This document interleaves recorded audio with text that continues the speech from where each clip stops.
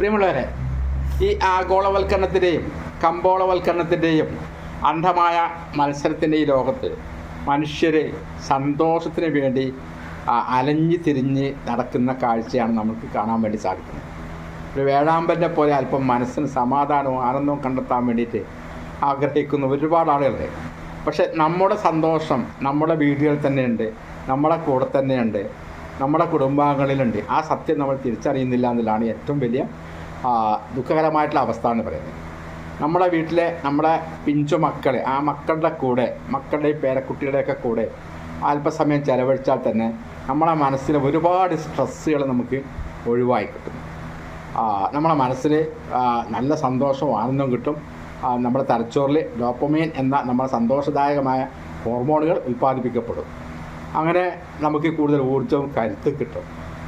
അപ്പം ഇത്തരത്തിൽ നമ്മൾ